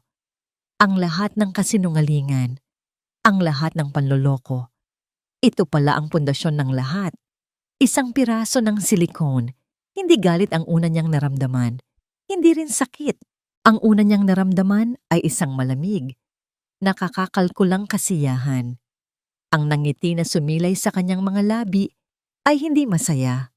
Ito ay mapanganib. Ang tanga niya, mahinang sabi ni Bella. Halos isang bulong. Sa lahat ng lugar na pwede niyang pagpadalhan. Dito pa talaga. Ipinadala niya sa akin mismo ang ebidensya. Anong gagawin na natin dito? Tanong ni Lorna. Ang kanyang boses ay may halong pagkamangha at pagkaalarma. This changes everything, Bella. Pwede nating itong gamitin sa annulment case, adultery, fraud. Hindi. Putol ni Bella. Ang kanyang mga mata ay nag-aapoy sa isang bagong ideya. Masyadong mabilis yan. Masyadong madali para sa kanila. Ang korte ay isang pribadong lugar. Ang gusto ko ay isang pampublikong entablado. Kinuha niya ang kanyang telepono. Mang Celso, sabi niya nang sagutin ito. Pakisabihan ng head of security. Gusto kong isecure ang lahat ng CCTV footage mula sa library. Simula 5 minuto bago ka kumatok hanggang ngayon. Gusto ko ng kopya sa isang high definition na video file. Siguraduhin mong malinaw ang bawat anggulo, lalo na ang pagbukas ko ng kahon na ito. Masusunod po, ma'am. Sagot ni Mang Celso, walang pag-aalinlangan. Pagkatapos, pagpapatuloy ni Bella, itago mo ang kahon na ito sa main vault. Huwag mong hahayaang may ibang makahawak. Understood? Yes, ma'am. Nang maibaba niya ang tawag, tumingin siya kay Lorna. Ang kanyang mukha ay kalmado, ngunit ang kanyang mga mata ay kumikinang na parang isang general na nakahanap ng kahinaan sa depensa ng kalaban. Sa tingin ni Javier, ang pagbubuntis ni Katrina, ang alas niya, ang magpapatibay sa kanyang tagumpay, ang magsisiguro sa kanyang legacy. Sabi ni Bella, habang marahang ibinabalik ang pekeng tiyan sa kahon, tila ba nag-iingat ng isang mahalagang hiyas. Pero ang hindi niya alam, dagdag niya, ang alas na inaakala niya ay siya mismong magiging bomba na sasabog sa mismong araw ng kanyang koronasyon. Maingat niyang isinara ang kahon. Ang tunog ng pagsara ng takip ay tila isang hatol. Kinuha niya ang kanyang telepono at tinawagan si Lorna. Kahit na nasa harapan lang niya ito. Nang magring ang telepono ni Lorna, ngumiti si Bella. Lorna, sabi niya sa telepono, ang kanyang boses ay puno ng isang nakakakilabot na kasiguraduhan. Mayroon na akong sorpresa para sa reception. Gabi bago ang araw ng paghuhukom. Ang mansyon sa Forbes Park ay halos wala ng laman. Ang mga mamahaling palamuti ay nakabalot na. Ang mga muebles ay natatakpan ng puting tela. At ang karamihan sa mga personal na gamit ni Isabela ay nakasilid na sa mga kahon na nakatambak sa isang sulok.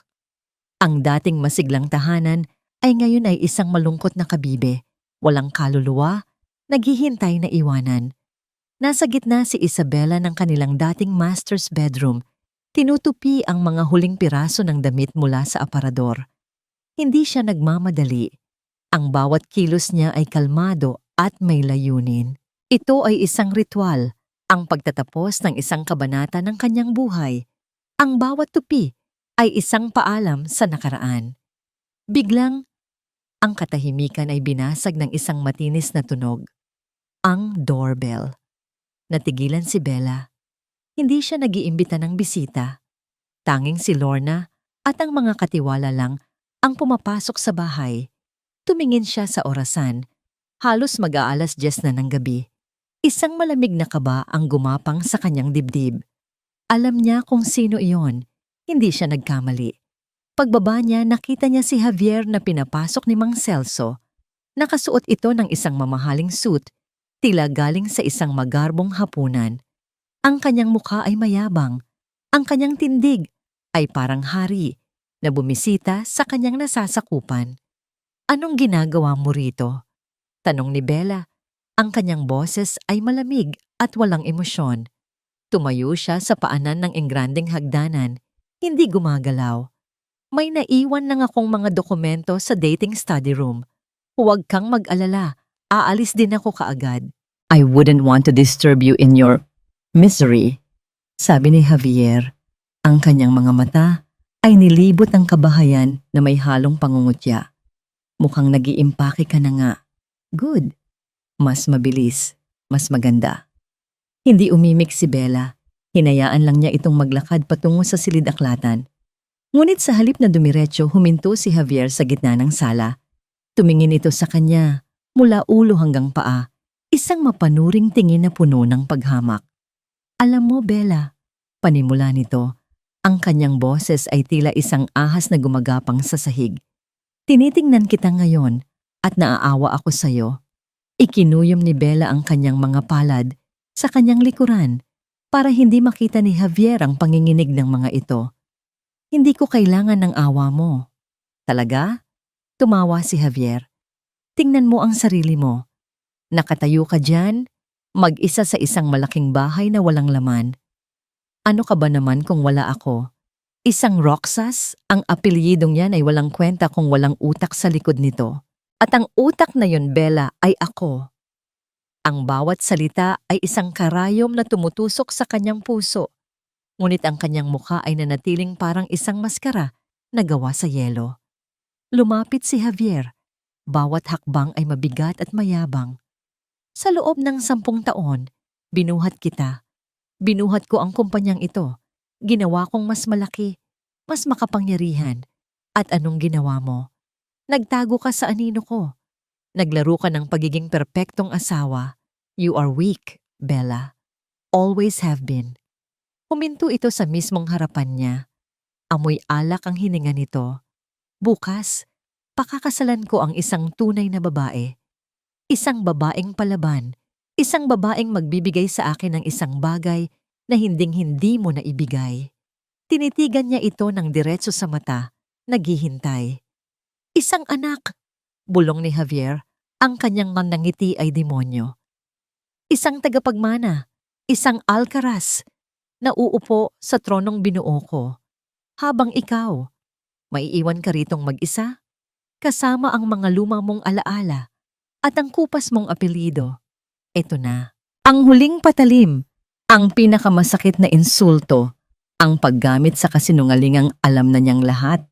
Sa sandaling iyon, ang natitirang bahagyang awa o alaala ng pagmamahal na mayroon si Bella para sa lalaking minsan niyang minahal ay tuluyang naglaho. Nawala na parang usok. Ang natira na lang ay ang malamig at matigas na bato sa kanyang dibdib. Hindi siya sumagot. Tinitigan lang niya ito. Ang kanyang katahimikan ay tila mas malakas pa kaysa sa anumang sigaw. Nainis si Javier sa kawalan niya ng reaksyon. Inaasahan niya ang mga luha, ang mga pakiusap, ngunit wala. Wala ka man lang masabi? Tanong nito. Ganyan ka na ba talaga, kawalang kwenta? Pagkatapos ng ilang segundo ng nakakabiinging katahimikan, tumalikod si Javier. Bahala ka sa buhay mo. Narinig ni Bella ang mga yapak nito palayo. Ang pagbukas at pagsara ng pinto ng library. At ilang sandali pa, ang muling paglabas nito at ang pagsara ng pangunahing pinto. Nang sigurado na siyang wala na ito, dahan-dahang bumuga ng hangin si Isabela na hindi niya namalayang pinipigil pala niya. Ang lakas na ipinakita niya ay biglang bumigay. Napasandal siya sa pader, ang kanyang mga tuhod ay nanghihina.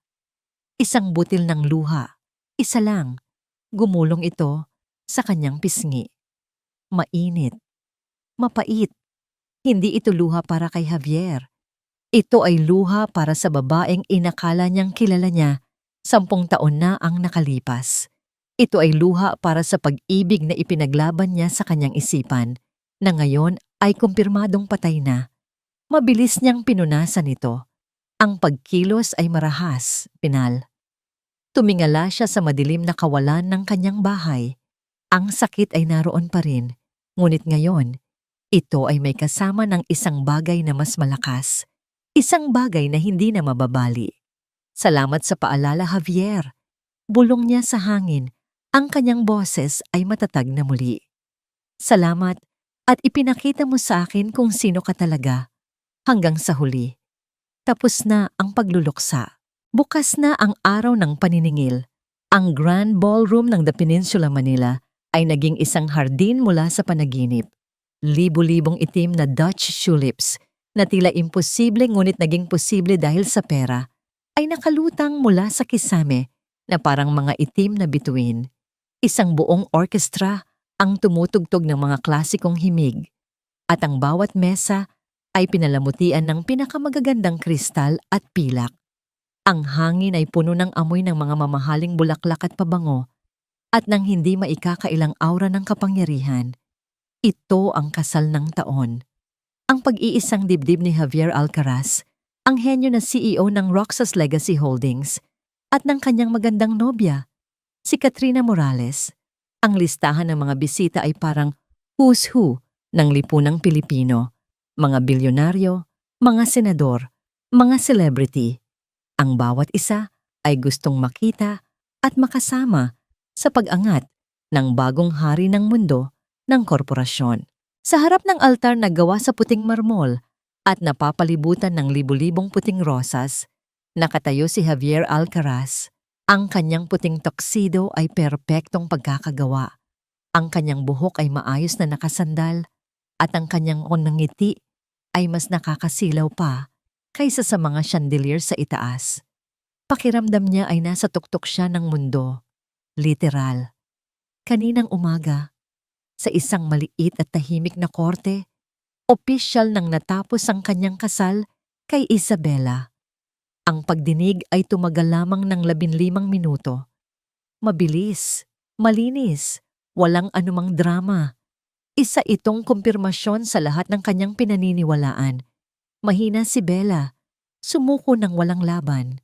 Ngayon, ilang oras lamang ang nakalipas, narito siya, naghihintay sa kanyang bagong reyna. Ang lahat ay perpekto. Ang lahat ay ayon sa kanyang engrandeng plano. Nang tumunog ang trumpeta, bumukas ang malalaking pinto ng ballroom. Natahimik ang lahat. Pumasok si Katrina, ang kanyang wedding gown na idinisenyo ng isang sikat na designer mula sa Paris, ay kumikinang sa bawat galaw niya. Ang kanyang mukha ay natatakpan ng isang manipis na belo at ang kanyang mga kamay ay mahigpit na nakahawak sa isang buke ng mga puting orkidya. Sa paningin ng lahat, siya ang perpektong nobya. Ngunit sa ilalim ng belo, ang kanyang ngiti ay pilit at ang kanyang mga mata ay puno ng isang takot na hindi mapapansin ng sinuman maliban sa kanyang sarili. Ang bawat hakbang niya sa pasilyo ay parang isang paglakad patungo sa bitayan. Pero hindi ito nakita ni Javier. Ang nakita lang niya ay ang simbolo ng kanyang tagumpay, ang babaeng magdadala ng kanyang tagapagmana. Nang makarating si Katrina sa kanyang tabi, marahan itong hinawakan ng kamay nito. Malamig ito, nanginginig. Nerbyos lang, naisip ni Javier. Nagsimula ang seremonya. Ang pari ay nagsalita tungkol sa pag-ibig, pagtitiwala, at walang hanggang pagsasama. Ang bawat salita ay kabalintunaan, ngunit para kay Javier, ito ay musika sa kanyang pandinig. Do you, Javier, take Katrina to be your lawfully wedded wife? I do, sabi ni Javier. Ang kanyang boses ay malakas at malinaw. Umaalingaw-ngaw sa buong ballroom. Do you, Katrina, take Javier to be your lawfully wedded husband? Nag-alinlangan si Katrina ng isang segundo. Isang napakaikling segundo, ngunit sapat na para mapansin ni Javier. Ngunit bago pa man siya makapagtanong, sumagot ito.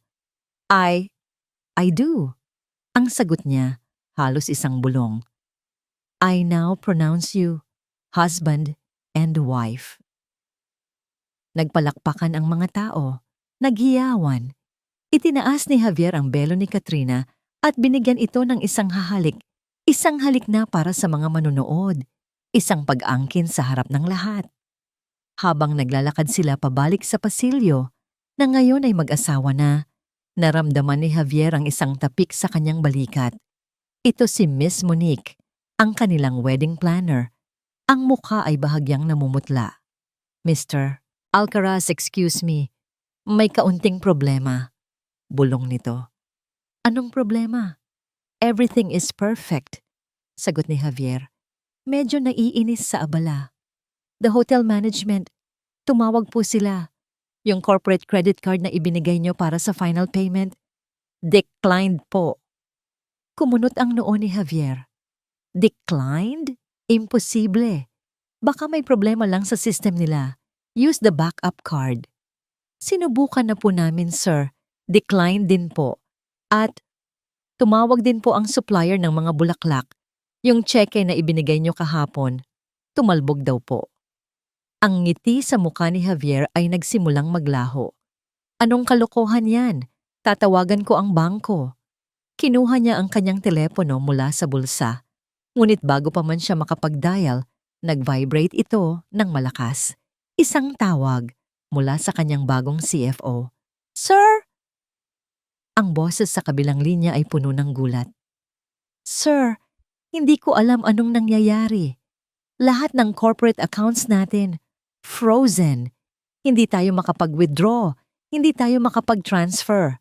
At lahat ng signing authority nyo, Biglang nawala sa system. What? Sigaw ni Javier, hindi na napigilan ang sarili. Napatingin sa kanya ang ilang mga bisita na malapit. And sir, may isa pa. Biglang, ang telepono ni Miss Monique ay tumunog. Yes? Ano? Sige, sige. Ibinaba niya ang tawag, ang kanyang mukha ay parang nakakita ng multo. Sir, yung orchestra, humihinto na sila. Hindi pa daw sila bayad. Kasabay nito, ang isa pang supplier ay lumapit sa kanya. Mr. Alcaraz, yung bayad po sa champagne, at isa pa. Sir, yung sa lights and sounds po, ang masayang bulungan ng mga bisita ay nagsimulang mapalitan ng mga nagtatakang tingin. Ang perpektong orkestra ay biglang tumigil sa pagtugtog. Nag-iwan ng isang nakakabinging katahimikan. Ang mga waiter na dapat sana ay magsisilbi ng cocktail ay nakatayo lang, naghihintay ng senyas. Ang perpektong mundo ni Javier ay nagsimulang magkaroon ng mga bitak. Ang pakiramdam ng tagumpay ay mabilis na napapalitan ng isang malamig na takot. Ano ang nangyayari? Sa gitna ng lumalaking kaguluhan at pagkalito, ang malalaking pinto ng Grand Ballroom ay muling bumukas. Ngunit hindi ito bisita o supplier. Isang babae, nakasuot ng isang matikas na itim na business suit, ang pumasok. Sumunod sa kanya ang isang pangkat ng mga lalaking nakasuot din ng itim. Ang kanilang mga mukha ay seryoso at walang emosyon. Ang babae ay si Attorney Lorna Santos. Ang lahat ng ingay ay biglang huminto. Ang lahat ng mga mata ay napunta sa kanila. Naglakad si Lorna sa gitna ng pasilyo. Ang tunog ng kanyang mga takong sa marmol na sahig ay tila isang martilyo ng hukom. Huminto siya sa harap ni Javier na ngayon ay nakatayo na parang isang estatwa. Ang kanyang mukha ay isang maskara ng pagkalito at paparating na galit. Inangat ni Lorna ang isang makapal na folder na dala niya. Ang kanyang boses ay malinaw, kalmado, at sapat na malakas para marinig ng lahat sa silid. Mr. Javier Alcaraz, deklara niya. Pinadala ako rito ni Miss Isabella Roxas Gamipos. Ang pangalan ni Isabella Roxas ay umalingaw-ngaw sa Grand Ballroom na parang isang sumpa. Ang lahat ng mga mata ay nakatuon ngayon kay Javier, na ang mukha ay nagpapalit-palit mula sa pagkalito, sa galit, at sa wakas, sa isang pagsilip ng purong takot. Si Katrina, na nakakapit sa kanyang braso, ay nagsimulang manginig ng hindi mapigilan. Anong ibig sabihin nito, Lorna? Tanong ni Javier. Pilit na pinapakalma ang kanyang boses, kahit na ang kanyang mga mata ay nag-aalab. Tapos na ang usapan namin. Pumirma na siya. Wala ka ng karapatang manggulo rito. Gulo? Isang maliit at mapanuyang ngiti ang sumilay sa labi ni Attorney Lorna Santos. Hindi ako narito para manggulo, Javier. Narito ako para mag-anunsyo. Binuksan niya ang folder at kumuha ng isang dokumento na may gintong selyo ng korte. Ayon sa Decree of Divorce na naging pinal at opisyal kaninang 10:30 ng umaga. Lahat ng kasunduan, pribilehiyo at autoridad na ipinagkaloob sa pagitan mo at ni Miss Isabella Roxas sa panahon ng inyong pagsasama ay automatikong naging null and void. Ang mga legal na salita ay lumutang sa hangin. Karamihan sa mga bisita ay hindi ito naintindihan. Ngunit si Javier, na gumugol ng 10 taon sa pag-aaral kung paano manipulahin ang sistema, ay naintindihan ito kaagad. Ang dugo ay tila umalis sa kanyang mukha. Hindi, bulong niya. Ang shares, ang posisyon ko. Ang regalong shares na ibinigay sa'yo. Pagpapatuloy ni Lorna, ang kanyang boses ay walang awa. Ayon sa kasunduan, ang mga yon ay nakasalalay sa pagiging miyembro mo ng pamilya Roxas. Dahil hindi ka na miyembro, ang mga yon ay automatikong bumalik sa nag-iisang tagapagmana, si Isabella Roxas. At ang iyong posisyon bilang CEO? Iwinagayway ni Lorna ang isa pang dokumento. Ito ay isang kopya ng minutes ng emergency board meeting ng Roxas Legacy Holdings na ginanap 1 oras na ang nakalipas. Sa bisa ng kanyang pagbabalik bilang may-ari ng mayoryang boto, inalis ka ni Ms. Roxas bilang CEO at itinalaga ang kanyang sarili bilang bagong chairwoman ng kumpanya. Epektibo kaagad. Chairwoman. Ang salitang iyon ay tumama kay Javier na parang isang malakas na suntok sa sikmura. Ang lahat ng hangin ay tila nawala sa kanyang mga baga. Ang kanyang kaharian, ang kanyang trono, sa isang iglap, nawala. Iimposible. Ang bulungan ng mga bisita ay nagsimulang lumakas. Ang mga cellphone ay nagsimulang lumabas. Ang kwento ay mas mabilis na kumakalat kaysa sa apoy. Ang mga supplier na kanina'y nag-aalangan ay ngayon ay naging mas matapang. Mr. Alcaraz, ang bayad po. Sigaw ng isa. Sino ang magbabayad sa amin ngayon? Siya. Sigaw ng isa pa. Itinuturo si Javier. Siya ang pumirma sa lahat ng kontrata. Siya ang may utang sa amin. Biglang ang mga taong kanina lang ay bumabati sa kanya, ay ngayon ay mga buwitreng papalapit. Napapaligiran na siya. Teka lang. Sigaw ni Javier. Ang kanyang boses ay puno na ng desperasyon. Tumingin siya kay Katrina.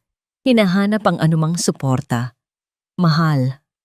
Ang anak natin, ang ating pamilya.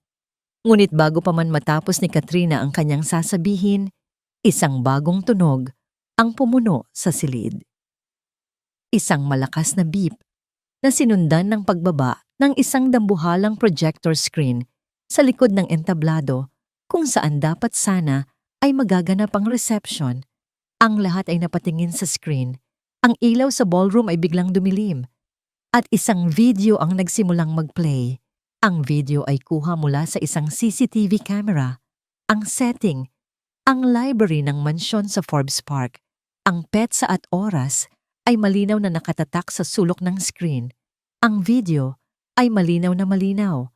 High definition. Sa video, nakitang pumasok si Isabela Roxas, hawak ang isang brown na kahon. Nakita ng lahat kung paano niya ito binuksan. Nakita nila kung paano niya inilabas ang laman nito. Ang pekeng tiyan ng buntis. Isang kolektibong singhap ang umalingaw-ngaw sa buong ballroom.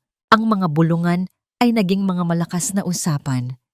Ang mga tingin ng pagtataka ay napalitan ng mga tingin ng pandidiri. Lahat ay nakatutok kay Katrina. Nabitawan ni Katrina ang braso ni Javier. Ang kanyang mukha, sa ilalim ng maliwanag na ilaw mula sa screen, ay naging kasing puti ng kanyang wedding gown. Ang kanyang mga mata ay nanlalaki sa purong takot. Hindi totoo yan, sabi niya. Ang kanyang boses ay isang basag na bulong. Tumingin si Javier mula sa screen patungo kay Katrina. Pagkatapos ay pabalik sa screen. Nakita niya ang close-up ng instruction manual. Nakita niya ang nangiti sa mukha ni Bella. Isang ngiti ng tagumpay. Ang pagbubuntis, ang kanyang alas, ang kanyang tagapagmana, ang buong pundasyon ng kanyang bagong buhay. Isang kasinungalingan. Sinungaling ka! Sigaw ni Javier, humarap kay Katrina. Ang kanyang mukha ay naging isang maskara ng purong galit. Niloko mo ako. Ginamit mo ako. Sa sobrang stress, gulat at kahihiyan, ang mga mata ni Katrina ay pumuti. Ang kanyang katawan ay lumambot.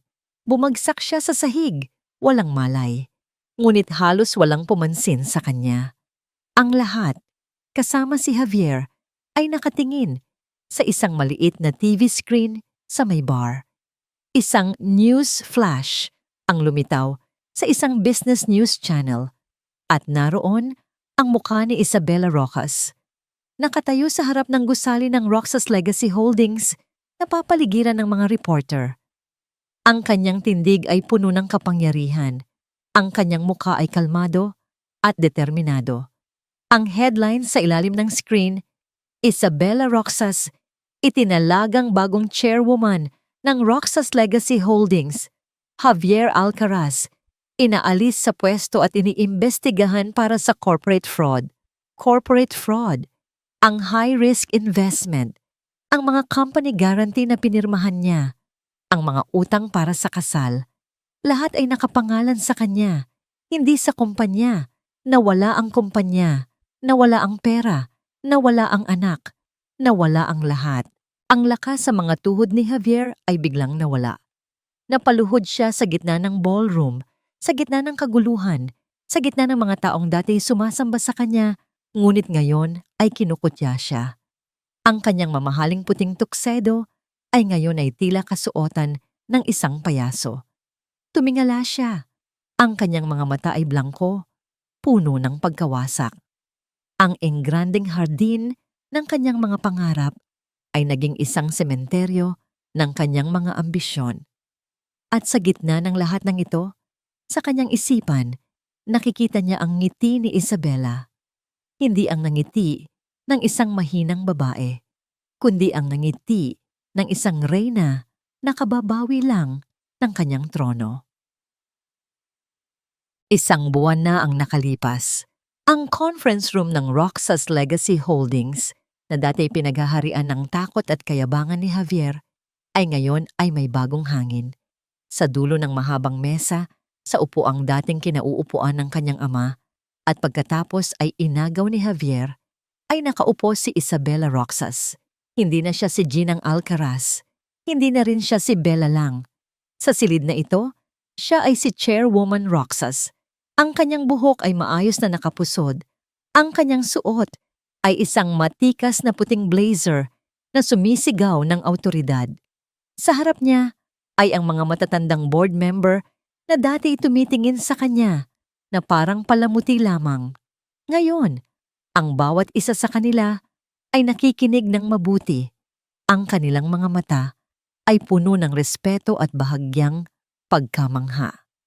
At iyan po ang pangkalahatang balangkas ng aking 5-year recovery and growth plan. Pagtatapos ni Isabela sa kanyang presentasyon, ang kanyang boses ay matatag, walang pag-aalinlangan. Ipinakita niya sa kanila ang mga proyeksyon, ang mga plano para sa pag-diversify ng kanilang mga asset, ang pagputol sa mga negosyong hindi kumikita na sinimulan ni Javier, at ang pagpapatibay sa mga pangunahing negosyo na nagtaguyod sa kumpanya sa loob ng 50 taon. Isang katahimikan ang namayani sa silid ng matapos siya. Tiningnan niya ang bawat miyembro ng board, hinahamon sila sa kanyang tingin. Maya-maya, ang pinaka-senior sa kanila, isang lalaking kahenerasyon ng kanyang ama, ay tumango ng dahan-dahan. "Miss Chairwoman," sabi nito, "ang iyong ama ay tiyak na magiging proud sa iyo ngayon. This is a brilliant, aggressive, yet stable plan. I move to approve the proposed 5-year plan." "I second the motion," sabi ng isa pa. "All in favor?" Isang koro ng ay ang umalingaw-ngaw sa silid. Walang tumutol. Isang bahagyang nangiti ang sumilay sa labi ni Isabela. "Thank you, gentlemen. The meeting is adjourned." Habang isa-isang nagsisilabasan ng mga board member, naiwan si Lorna na nakaupo sa tabi niya bilang bagong corporate counsel. Ngumiti si Lorna sa kanya. "You own that room, Bella. Parang isda ka sa tubig. I learned from the best." Sagot ni Bella, tumutukoy sa kanyang ama. Tumayo si Lorna at inilapag ang isang manipis na folder sa harap ni Bella. "Speaking of cleaning up the mess, ito na ang huling update." Binuksan ni Bella ang folder. Ang laman nito ay hindi mga financial report, kundi mga clippings ng balita at isang legal summary. Javier Alcaraz, facing multiple charges of estafa and corporate fraud, assets frozen. Former socialite Katrina Morales, nowhere to be found. Si Javier ay nakakulong, walang piyansa. Simpleng sabi ni Lorna. Nabaon siya sa utang hindi lang sa mga supplier ng kasal, kundi pati na rin sa mga garantiyang pinirmahan niya para sa mga palpak na investment. Maraming kumpanya ang nagsampa ng kaso laban sa kanya. He will be in jail for a very long time. Tinitigan ni Bella ang litrato ni Javier sa pahayagan. Mugshot. Ang dating kayabangan sa kanyang mga mata ay napalitan ng kawalan at galit. Ang gwapong muka ay gusot at pagod. Si Katrina naman, pagpapatuloy ni Lorna, ay naglaho na parang bula. Pagkatapos ng gabi ng kasal, walang sino man ang nakakita sa kanya. Ang sabi ng pamilya niya, umalis daw ito ng bansa. She ran away from the shame. Tumangulang si Bella. Isinara niya ang folder at isinantabi ito. Hindi man lang nagbago ang kanyang ekspresyon. Walang galit, walang saya, walang kahit ano. Parang nagbasa lang siya ng isang lumang balita na wala nang kaugnayan sa kanya. They are no longer our concern, Lorna. Sabi ni Bella, ibinalik ang kanyang atensyon sa mga dokumento ng kumpanya. Ang focus natin ngayon ay ang RLO na intindihan ni Lorna. Ito ang huling beses na pag-uusapan nila ang mga taong yon. Tapos na ang kabanatang yon. Kinagabihan, pagkatapos ng mahabang araw ng trabaho, naiwan si Isabela na mag-isa sa kanyang bago at malawak na opisina, ang opisina ng chairwoman. Ang buong isang pader ay gawa sa salamin na nagbibigay ng isang nakamamanghang tanawin ng skyline ng Makati habang papalubog ang araw. Lumakad siya patungo sa bintana. Hawak ang isang tasa ng mainit na tsa. Tumingin siya sa syudad sa ibaba. Ang milyon-milyong ilaw na nagsisimulang sumindi ay parang mga hiyas na nakakalat sa isang itim na tela. Dati, ang tanawing ito ay simbolo ng kapangyarihan ni Javier. Ngayon, ito ay simbolo ng kanyang kinabukasan. Hindi niya naramdaman ang pagtatagumpay ng isang naghiganti. Ang nararamdaman niya ay isang bagay na mas malalim, mas tahimik. Kapayapaan. Ang sakit ay naroon pa rin. Isang peklat sa kanyang puso na hindi na siguro mawawala. Ngunit hindi na ito kumikirot. Ito ay isang paalala na lang. Isang paalala sa kanyang naging katatagan, isang paalala sa babaeng dati siya, at isang testamento sa babaeng pinili niyang maging dama ngayon. Hindi na siya ang asawang nagmahal ng bulag. Hindi na rin siya ang babaeng nagplano ng isang perpektong paghihiganti. Siya si Isabela, ang reyna, ang arkitekto.